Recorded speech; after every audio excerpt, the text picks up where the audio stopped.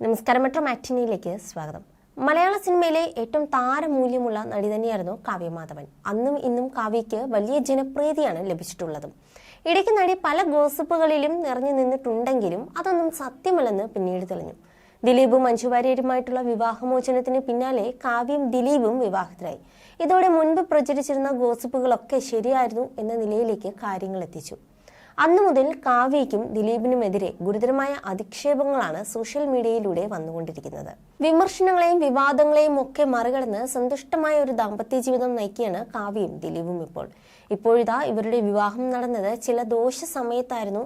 അതിന്റെ പ്രതിഫലനമായിരുന്നു ദിലീപിന്റെ കാരാഗൃഹവാസം എന്ന് പറയുകയാണ് കലിയുഗ ജ്യോതിഷി സന്തോഷ് നായർ. ഈ വീഡിയോ ക്ലിപ്പാണ് ഇപ്പോൾ സമൂഹ മാധ്യമങ്ങളിൽ നിറയുന്നതും. ഏകദേശം 350ഓളം പ്രവചനങ്ങൾ നടത്തിയിട്ടുണ്ട്. അതിൽ 95% നടന്നിട്ടുണ്ട് എന്ന് സ്വയം സ്ഥാപിച്ചുകൊണ്ടാണ് കലിയുഗ ജ്യോതിഷത്തിന്റെ ഉപജ്ഞാതാവ് സന്തോഷ് സംസാരിക്കുന്നത്. കാവ്യയും ദിലീപും വിവാഹം കഴിക്കുന്ന സമയത്ത് ഒരു ജ്യോതിഷി വിദ്യാർത്ഥി ഇവരുടെ ഭാവി എന്താകും എന്നറിയാൻ വേണ്ടി എന്നെ വിളിച്ചിരുന്നു. ഞാൻ സ്വാഭാവികമായും നോക്കിയിട്ട് ആ വ്യക്തിയോട് പറഞ്ഞു, 2016 മുതൽ 2019 വരെയുള്ള കാലത്തിൽ രാഹുർ ദശയിൽ ജനിച്ച കാവ്യമാധവനെ സംബന്ധിച്ചിടത്തോളം കണ്ടക ശനിയാണ്. അത് 7ാം ഭാവത്തിൽ ആണെന്ന്. 7ാം ഭാവം എന്ന് പറഞ്ഞാൽ വിവാഹ ഭാവം ആണ് നടക്കുന്നത്.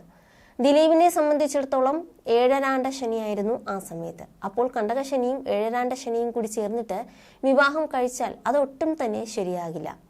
ഈ വിവാഹം ഇപ്പോൾ നടക്കാൻ പാടില്ല. കാവ്യയുടെ കണ്ടകശനി കഴിഞ്ഞതിന് മാത്രമേ ഈ വിവാഹം പാടുള്ളൂ എന്ന് പ്രവചിച്ചിരുന്നു.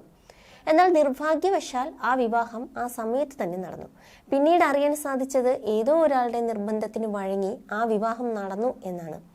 ഈ കണ്ടകശനിയും 7ാണ്ട ശനിയും ഒത്തുനിൽക്കുമ്പോൾ ഈ വിവാഹം നടന്നാൽ അത് കാരാഗൃഹവാസത്തിന് വരെ കാരണമാകും എന്ന് ഞാൻ പ്രവചിച്ചതാണെന്നും കലിയുഗ ജ്യോതിഷി സന്തോഷ് നായർ ആവർത്തിച്ചു പറയുന്നു. അതിന്റെ ഭാഗമായിട്ടാണ് ദിലീപ് ജയിലിൽ കിടന്നത്. ദിലീപ് എപ്പോൾ ജാമ്യത്തിൽ ഇറങ്ങുമെന്നും ഞാൻ പറഞ്ഞ സമയത്താണ് ജാമ്യവും കിട്ടിയത് എന്നും കലിയുഗ ജ്യോതിഷി അവകാശപ്പെടുന്നു.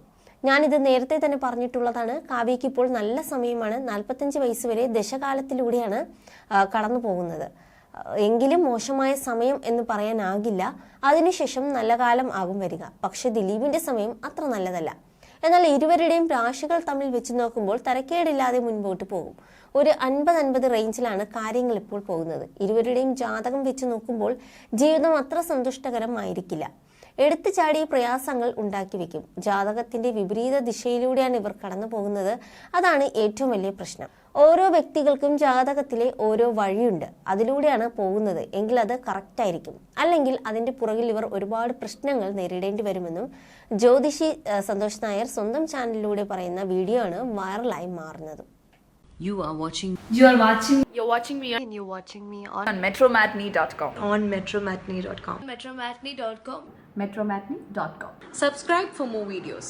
Subscribe for more videos. Subscribe here for more videos. Subscribe now. Thank you.